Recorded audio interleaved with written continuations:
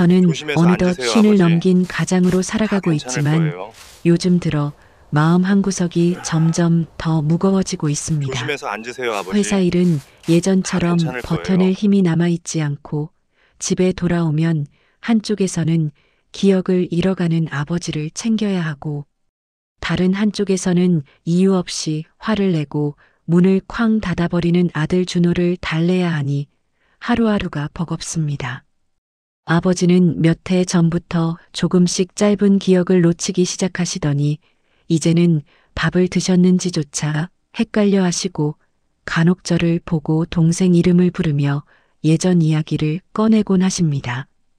처음엔 그냥 연세 때문이라고 넘겼지만 병원에서 치매 진단을 받고 돌아오던 날 주차장에 차를 세운 뒤 한참을 멍하니 앉아 있었던 기억이 아직도 생생합니다. 그때 핸들을 잡은 제 손이 떨리던 감각이 지금도 잊히지 않습니다. 그런데 그렇게 점점 약해져가는 아버지 옆에서 준호는 사춘기의 문턱을 넘으며 더 불안정해졌습니다. 집에만 들어오면 방으로 쏙 들어가 문을 잠그고 숨막히는 듯한 얼굴로 이어폰을 귀에 꽂고 세상을 차단해버립니다. 어느 날은 제가 아버지 약을 챙기느라 준호에게 밥을 먹었냐고 묻지 못했더니 준호가 갑자기 식탁에 놓여있던 의자를 발로 차며 소리를 지르기도 했습니다. 아버지 앞에서 그러지 말라고 낮은 목소리로 부탁했지만 준호는 한순간 흔들리는 눈빛을 보일 뿐 시선을 피한 채 방으로 들어갔습니다. 그 모습이 너무 낯설어 문 앞에서 한동안 움직이지 못했습니다. 저는 사실 누구보다 준호의 마음을 이해하고 싶습니다. 아버지가 예전처럼 듬직한 모습이 아니니 준호도 불안한 걸 압니다. 예전엔 손주 이름도 잘 부르시고 준호가 졸업식에서 상을 받으면 누구보다 먼저 박수 쳐주시던 분이셨는데 이제는 준호가 학교 이야기를 꺼내도 같은 질문을 반복하시니 준호도 서운함을 숨기지 못합니다. 어느 날은 아버지가 준호 방 문을 열고 예전처럼 간식을 들고 들어가려다 넘어진 적도 있었습니다. 그 소리에 제가 달려가자 아버지는 바닥에 털썩 주저앉아 손에 들었던 과자를 쥔 채 이거 준호 좋아하는 맞나 하고 중얼거리셨습니다. 그 순간 가슴이 서늘해지며 무너지는 느낌이 들었습니다. 아버지를 부축해 일으키고도 한참 동안 말을 잇지 못했습니다. 그 일을 본 준호는 아무 말 없이 문을 닫아버렸습니다. 저는 그날 밤 늦도록 아버지 방 문 밖에 서서 숨을 고르고 있었고 동시에 준호 방 앞에서도 조심스레 서성이며 어떻게 이야기를 꺼내야 할지 고민했습니다. 집안의 시간이 서로 다른 속도로 흐르는 것 같았습니다. 아버지는 워낙 빨리 지워져 가고 준호는 너무 빠르게 멀어져 가니 제가 그 사이를 붙잡고 서 있어도 마음이 어디로 쏠려야 할지 모를 때가 많습니다. 그러던 어느 밤 아버지가 집 밖을 나갔다가 길을 잃어버리시는 일이 일어났습니다. 그때 준호가 처음으로 제 앞에서 울음을 숨기지 못했습니다. 준호의 눈빛 그리고 떨리는 목소리에서 저는 그 아이 마음 깊은 곳에 자리한 두려움을 처음으로 제대로 보았습니다. 하지만 그때는 겨우 서로의 마음을 스쳤을 뿐 아직 풀지 못한 매듭이 더 많다는 걸 알았습니다. 저는 숨을 길게 들이켠 뒤 마음속으로 다짐했습니다. 아버지와 준호 두 사람이 서로에게서 등이 돌아서지 않도록 제가 어떻게든 붙들어 보겠다고 말입니다. 그리고 그 다짐이 어떤 길로 이어질지 아직은 알 수 없었지만 그날부터 제 하루는 다른 의미로 시작되기 시작했습니다. 그날 이후로 저는 출근할 때마다 아버지가 집안을 기웃거리시며 혹시 문을 잘못 여는 건 아닌지 걱정하며 아침을 맞이했습니다. 그런데도 아버지는 자꾸 현관 앞에 서 계셨습니다. 구두를 신은 채 자꾸만 밖으로 나가려 하셔서 저는 출근 시간을 늦추고 아버지 옆을 지키느라 회심 바쁠 때마다 눈치를 보게 되었습니다. 그러다 보니 회사에서도 집중이 되지 않고 상사는 요즘 왜 이렇게 실수가 잦냐며 은근히 눈치를 주었습니다. 하지만 그런 말들이 귀에 들어올 만큼 마음이 여유롭지 않았습니다. 머릿속엔 자꾸만 아버지 얼굴과 준호 얼굴이 떠올랐습니다. 준호는 요즘 늘 피곤해 보였습니다. 아침마다 학교 가기 싫다고 투덜대고 책가방을 맨 어깨가 이상하리만큼 축 처져 있었습니다. 제가 무슨 일 있냐고 물으면 괜찮다고 짧게만 말했습니다. 그런데 그 말투가 괜찮다는 뜻이 아니라 그냥 제 질문이 귀찮다는 마음을 감춘 것 같아 더 마음이 쓰였습니다. 저는 어떻게든 준호 마음을 알아보고 싶어 늦은 밤 공부하는 척하는 준호 방에 간식을 놓아두고 방문을 두드리기도 했습니다. 하지만 준호는 침대에서 일어나지도 않은 채 조용히 문 밖으로 가져다 놓으라는 말만 했습니다. 준호의 그런 모습을 볼 때마다 가슴이 저릿했습니다. 그러던 어느 날 학교에서 전화가 왔습니다. 준호가 체육 시간에 친구와 몸싸움이 있었는데 평소랑 다르게 감정이 격해져 선생님이 조금 걱정된다고 말했습니다. 회사에서 그 전화를 받고 전화기를 내려놓는 순간 손끝이 싸늘해졌습니다. 저는 퇴근하자마자 서둘러 집으로 향했습니다. 집에 돌아와 보니 준호는 이미 방 안에서 이어폰을 낀 채 이불을 뒤집어 쓰고 있었습니다. 저는 조심스레 문을 열고 들어가 옆에 앉았습니다. 무슨 일 있었냐고 다정하게 물었지만 준호는 얼굴을 돌린 채 괜찮다고 반복했습니다. 그런데 이불 속에서 들리는 미세한 숨소리가 떨리고 있다는 것을 저는 알고 있었습니다. 저는 잠시 말없이 준호 옆에 있다가 천천히 이불을 잡아당겼습니다. 그러자 준호가 화난 듯이 몸을 일으키며 왜 자꾸 자기 방에 들어오냐고 소리쳤습니다. 저는 놀라기도 했지만 그보다 그 목소리 속에 두려움과 속상함이 뒤섞여 있다는 게 더 마음 아팠습니다. 저는 조금도 화내지 않고 조용히 준호 손등을 잡았습니다. 그런데 그 순간 준호 손이 제 손을 확 뿌리치며 말했습니다. 아빠는 왜 맨날 할아버지만 챙겨? 나는 아무 상관도 없는 것처럼 보여? 저는 그 말에 온몸이 얼어붙었습니다. 준호는 눈이 빨갛게 충혈돼 있었고 손등이 아직도 떨리고 있었습니다.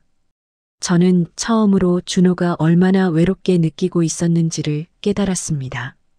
그날 밤 준호는 단단히 굳은 표정으로 다시 이불을 뒤집었었고 저는 한참 동안 방문 앞에 서 있었습니다. 준호의 말이 귓가에 계속 맴돌았습니다. 저는 정말 아버지 걱정에만 쏠려서 준호 마음을 제대로 들여다보지 못했던 걸까 하는 자책이 밀려왔습니다.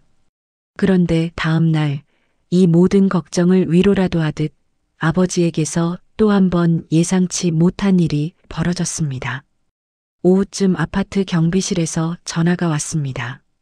아버지가 혼자 엘리베이터 앞에서 아무것도 기억 못한 채 서 계시다고 혹시 사위냐며 경비 아저씨가 걱정스러운 목소리로 알려온 겁니다.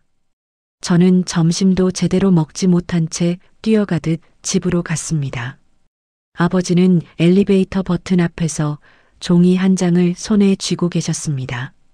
그 종이를 보니 제 이름과 전화번호가 적혀 있었습니다. 제가 혹시 또 잃어버리실까봐 주머니에 넣어드린 메모였습니다. 아버지는 그걸 들고 저를 보며 조용히 말했습니다. 이게 어디에 전화하는 건지 잘 모르겠다. 그 말투가 너무 낯설어 저는 눈을 감고 숨을 고르며 아버지 손을 꼭 잡았습니다.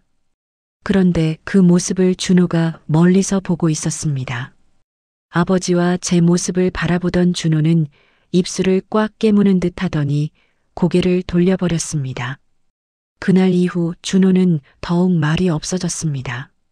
저는 아버지를 챙기느라 분주했고 준호는 그런 저를 보며 무언가를 꾹 참고 있는 듯 했습니다. 그러던 어느 일요일 저녁 드디어 갈등이 터지는 사건이 찾아왔습니다. 아버지가 식탁에 앉아 뜨거운 국을 드시려다 손을 대는 바람에 국그릇이 바닥에 쏟아졌고 저는 급히 달려가 아버지를 부축했습니다. 그 순간 준호가 식탁에서 조용히 일어나더니 갑자기 목소리를 높였습니다. 왜 맨날 나보다 할아버지가 먼저야? 왜 나한텐 한 번도 괜찮냐고 안 물어봐. 저는 깜짝 놀라 손에 힘이 빠질 뻔했습니다. 아버지는 그 자리에 얼어붙은 듯 준호를 바라보고 있었고 준호는 울 것 같은 얼굴로 저를 노려보았습니다. 저는 뭐라고 대답해야 할지 몰라 준호에게 천천히 다가갔습니다. 하지만 준호는 뒤로 한 걸음 물러서며 말했습니다. 나는 혼자인 것 같아. 그 말이 끝나자 준호는 방문을 쾅 닫아버렸습니다. 그 소리에 아버지가 깜짝 놀라며 제 어깨를 잡았습니다. 괜찮나 하고 묻는 아버지 목소리가 더 깊게 마음을 후벼 팠습니다. 저는 아버지를 침대까지 모시고 난 뒤 혼자서 거실에 앉아 한참을 움직이지 못했습니다. 아버지와 준호, 두 사람 모두 제 사랑이 필요한데 저는 한쪽도 제대로 지켜주지 못하고 있다는 무력감이 몰려왔습니다. 그날 밤 저는 마음속에 작은 균열이 벌어지는 것 같은 느낌을 받았습니다. 이대로 가다간 준호는 제 손에서 멀리 떨어져 버릴 것 같고 아버지 역시 점점 더 깊은 어둠 속으로 사라져갈 것만 같았습니다. 저는 마음속으로 조용히 다짐했습니다. 반드시 둘 다 지켜내겠다고, 그리고 이제부터는 조금 다른 방식으로 두 사람 곁을 지켜야겠다고 말입니다. 그날 밤 이후 저는 준호와 눈을 맞출 기회조차 잡지 못한 채 며칠을 보냈습니다. 준호는 학교에서 돌아오면 방으로 들어가 문을 잠그고 아버지는 기억이 들쭉날쭉해져서 하루 종일 집안 곳곳을 헤매다 저를 찾는 횟수가 늘어났습니다. 저는 일을 마치고 집으로 들어오는 순간부터 두 사람 사이를 뛰어다니며 무너져가는 균형을 가까스로 붙들고 있었지만 점점 한계가 가까워진다는 것을 느끼고 있었습니다. 그러던 어느 날 회사에서 갑자기 야근을 해야 하는 상황이 생겼고 저는 아버지가 혼자 계신 집이 걱정되어 준호에게 간단한 부탁을 했습니다. 아버지 저녁 챙겨드리고 혹시 모를 상황에 대비해서 전화 꼭 받으라고요. 준호는 무표정하게 알겠다고 말했지만 그 말투 안에 억지로 삼킨 불만이 가득하다는 걸 저는 알고 있었습니다. 그날 야근 도중 저는 계속 불안한 마음에 전화기를 흘끔거리며 일하고 있었고 결국 견디지 못하고 팀장에게 사정 얘기를 하고 먼저 일어났습니다. 집에 다다를 때쯤 복도 끝에서 익숙한 목소리가 들렸습니다. 준호가 떨리는 목소리로 누군가에게 뭐라고 말하고 있었고 그 앞에는 아버지가 서 계셨습니다. 저는 서둘러 다가갔습니다.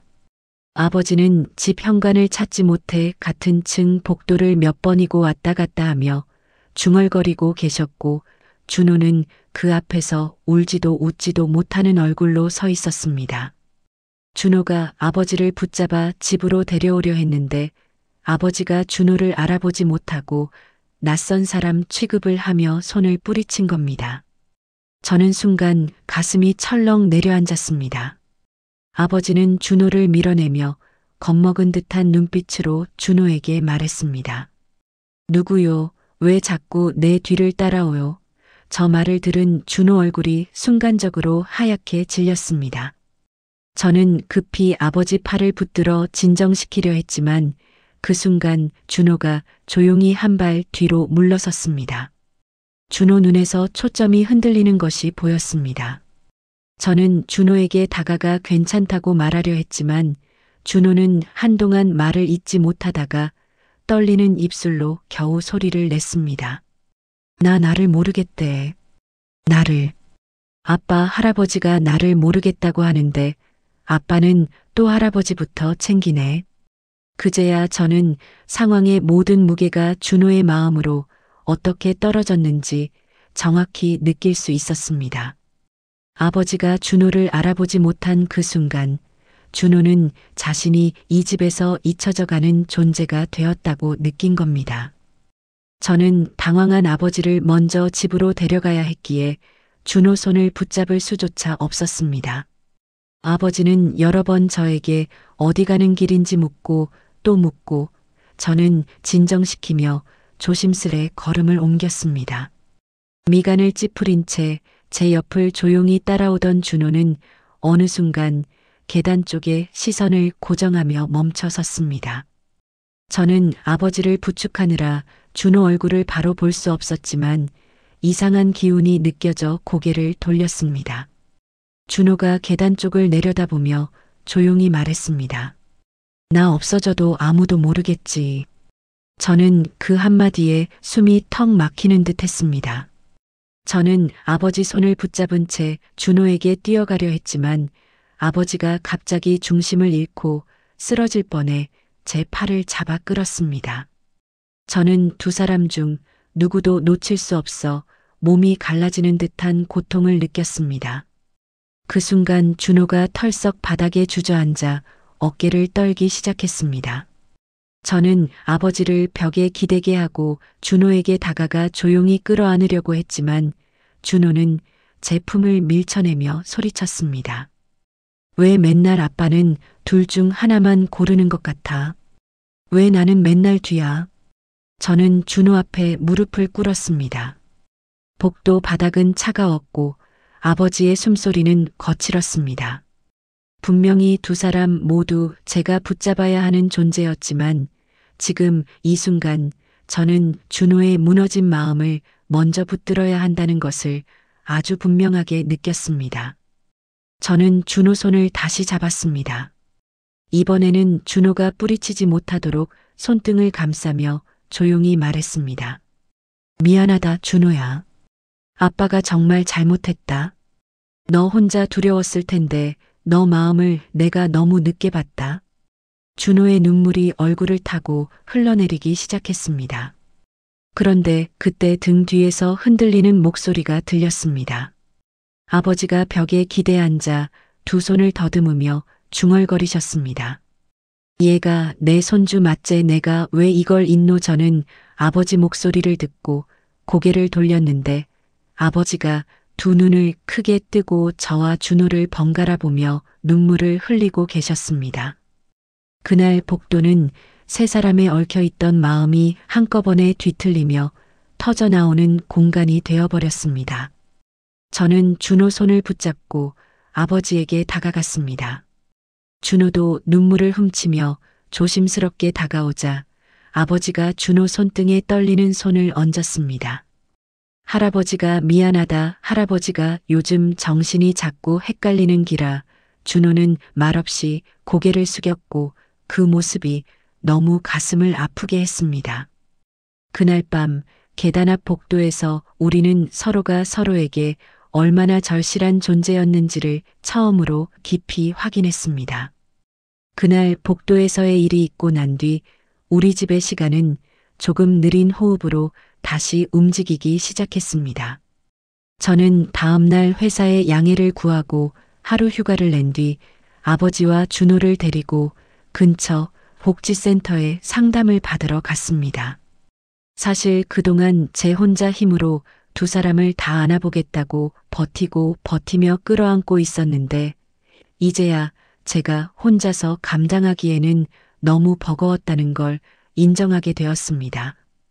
상담사는 아버지 병의 진행 상황을 다시 한번 차근차근 설명해 주었고 동시에 준호가 겪는 감정적 압박이 얼마나 큰지 이 집안에서 어른 역할을 혼자 떠안고 싶은 마음이 얼마나 무겁게 자리 잡고 있었는지를 알려주었습니다. 상담사가 제 앞에서 그렇게 말하자 저는 갑자기 목이 메어 아무 말도 할 수 없었습니다. 제가 그동안 놓쳤던 것들이 너무 많아서 스스로가 부끄러웠습니다. 준호는 상담실 한 구석에 앉아 가만히 울고 있는 아버지를 바라보고 있었습니다. 상담사가 조심스럽게 준호에게 물었습니다. 준호야, 너는 아버지와 할아버지를 왜 미워했을까? 준호는 한참 동안 말하지 않다가 조용히 고개를 들었습니다. 미워한 건 아니었어요. 그냥 너무 무서웠어요. 할아버지가 나를 잊는 것도, 아빠가 나를 모르는 것처럼 보이는 것도 너무 무서웠어요. 저는 그 말에 가슴이 뭉클해져 준호 옆으로 가서 어깨를 감싸 안았습니다. 준호는 잠시 제 손을 말없이 잡고 있다가 작은 목소리로 말했습니다. 나 할아버지 무서워서 피한 거 아니야. 그냥 어떻게 해야 할지 모르겠어서 그랬어. 아버지는 침대에 앉아 두 손을 무릎 위에 올려놓은 채 조용히 준호를 바라보더니 천천히 손을 뻗어 손등을 쓰다듬었습니다. 준호야, 네가 내 손주라는 걸 내는 잊고 싶지 않다. 요즘 머리가 자꾸 흩어져서 네 얼굴이 희미해지는 게 내가 더 겁난다. 아버지의 그 말투가 너무 진심이어서 저는 입술을 깨물며 눈물을 참았습니다. 저는 그동안 아버지가 기억을 잃어가는 모습을 보며 제 마음이 무너지는 것만 생각했지, 정작 아버지가 스스로 느끼는 상실감과 두려움은 제대로 들여다보지 못했다는 걸 깨달았습니다. 그리고 준호 역시 아버지와 저 사이에서 어떻게 마음을 정해야 할지 몰라 헤매고 있었다는 것도요. 그날 상담이 끝난 뒤 세 사람은 함께 집으로 돌아왔습니다. 집에 들어오자 준호는 아버지 방으로 조심스럽게 들어가 새로 산 보온 슬리퍼를 내밀었습니다. 할아버지 겨울 되면 발 많이 시려워하잖아요. 이거 어제 용돈 모아 샀어요. 아버지는 한참 동안 그 슬리퍼를 들여다보더니 눈가를 훔치며 준호 손을 꼭 잡았습니다. 고맙다, 우리 준호 참 고맙다. 그 순간 두 사람을 바라보는 제 마음에 오래 묵었던 돌덩이가 스르르 무너져 내리는 기분이 들었습니다. 그날 이후 저는 아버지와 준호 사이에서 무엇이 우선인지 따지기보다는 가능한 한 두 사람과 함께 보내는 시간을 늘리려고 노력했습니다. 아침에는 간단한 산책을 아버지와 함께 나갔고 저녁에는 준호와 학교 이야기를 나누며 함께 밥상을 차렸습니다. 어느 날은 준호가 갑자기 아버지에게 다가가 휴대폰을 내밀며 말했습니다. 할아버지, 이거 사진 찍을래요? 아버지는 처음에는 어색해 하셨지만 준호가 밝게 웃자 따라 웃으며 고개를 끄덕였습니다. 그날 찍힌 사진 속에는 아버지의 조금은 흐릿하지만 따뜻한 웃음과 준호의 아직은 서툴지만 진심이 담긴 미소가 고스란히 담겨 있었습니다. 저는 그 사진을 보며 한참 동안 가만히 서 있었습니다. 시간이 누구에게도 멈춰주지 않지만 기억을 붙잡을 수 없다 해도 함께했던 순간의 온기만큼은 남아준다는 걸 그 사진 한 장이 알려주는 것 같았습니다. 그렇게 조금씩 균형을 되찾아가던 중 어느 날 밤 아버지는 제 손을 붙잡고 조용히 말했습니다. 나는 이제 예전처럼 살 수 없다는 거 안다. 근데 니하고 준호 얼굴은 끝까지 기억하고 싶다. 그 말에 저는 아버지 손을 감싸며 천천히 고개를 끄덕였습니다. 저도 아버지가 어떻게 변해가든 어떤 순간을 잃어가든 그 곁을 지키겠다고 마음속으로 약속했습니다. 그리고 준호는 제 옆에서 고개를 숙인 채 아버지 손등을 조심스럽게 쓰다듬었습니다. 할아버지, 나도 잊지 않을게요. 그 말에 아버지는 말없이 준호 손을 쥐어보았습니다. 저는 그 두 사람의 손이 서로 맞닿은 모습을 보며 마음속 깊은 곳에서 아주 오래 기다렸던 따뜻함이 번져오는 것을 느꼈습니다. 이 세 사람의 삶은 완벽하지도 않았고 앞으로도 여전히 많은 어려움이 남아있을 겁니다. 하지만 그날 복도에서 서로를 잃을 뻔했던 순간부터 우리는 다시 서로를 붙들기 시작했습니다.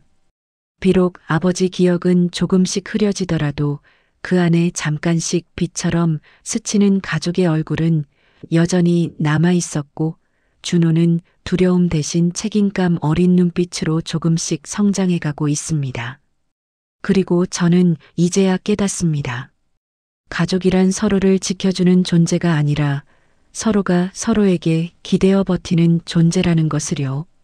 아버지의 손이 흔들릴 때 준호가 잡아주고 준호 마음이 흔들릴 때 제가 붙들고 제가 지쳐 주저앉을 때는 두 사람이 다시 힘을 건네주는 그런 모습으로 우리는 다시 하나가 되어 살고 있습니다.